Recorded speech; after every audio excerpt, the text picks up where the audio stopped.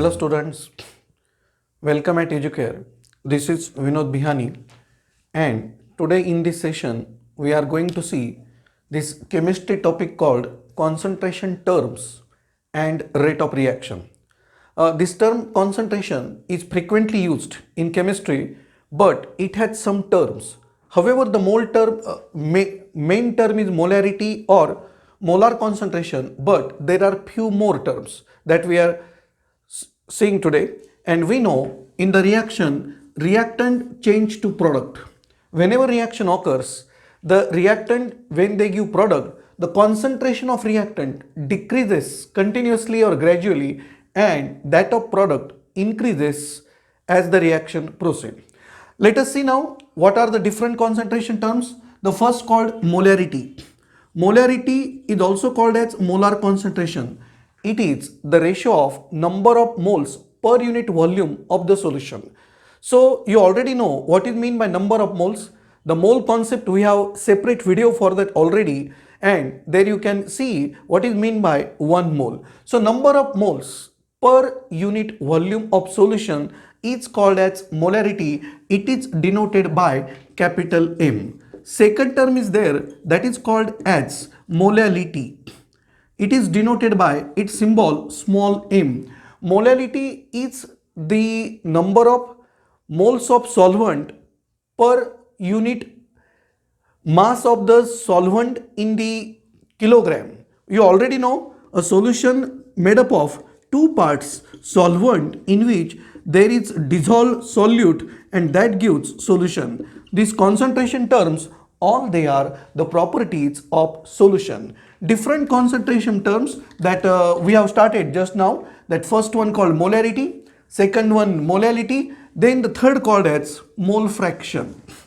Mole fraction, as the name indicate, it is the fraction, means some ratio. And what kind of ratio it is? It is the fraction of the moles of, number of moles of either solute or solvent. If you take of solute, it is the mole fraction of solute denoted by this. If it is of solvent, then the mole fraction of solvent denoted by like this.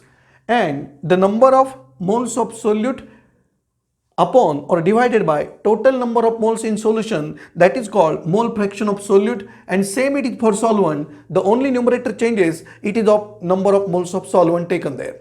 Then after that, the next one that called percent by mass or percent by volume, but generally percent by mass or weight is considered as important. Percent by mass means how much gram of substance per 100 gram of that solution present. The substance here, it means solute, that is called percent by mass. If you take example of, suppose it is 15 gram of NaCl is present in its 100 ml of solution, then 15 gram and 100 ml means that ratio come 15 upon 100, that is 0.15, and that will be the percent by mass. Actually 15 in 100 gram means 15% will be there for the percent by mass. The next called normality. Normality, this term is very few time used in chemistry as compared to molarity, but normality is defined as the number of gram equivalents per unit volume of that solution. Now number of gram equivalent means it is how many times of that equivalent mass. And equivalent mass is again very important term in chemistry, that is the amount of substance that can react with 8 gram of oxygen by weight, or 1 gram by weight of hydrogen, or 35.5 gram of chlorine by weight is called as equivalent weight. It is denoted by E. For example, this is, if you write EMG, means equivalent mass of magnesium. Then the molar concentration. Molar concentration is that same as molarity. That is the number of moles of solute per unit volume of the solution, that is called molar concentration. Next, very important term in chemistry that we are going to see now, that is called as rate of reaction. In very simple language, it is nothing but actually, as written here, speed of reaction. But here that speed is given in terms of change in concentration. So this rate of reaction, suppose denoted by capital R, it is actually defined here as change in concentration per unit time. Now what is this change in concentration means? Actually it is the either decrease in concentration of reactant or increase in concentration of product per unit time, that is called as rate of reaction. There are two rates, average rate and instantaneous rate. Instantaneous rate means at particular moment, and average rate, it is for the entire reaction or per some time calculated. For example, if it is slow reaction, it continues for 1 hour or it may be few hours, then divided by that much time for the change in concentration gives average rate. But if you want the rate, suppose at the 15th minute, then that is called instantaneous rate of reaction.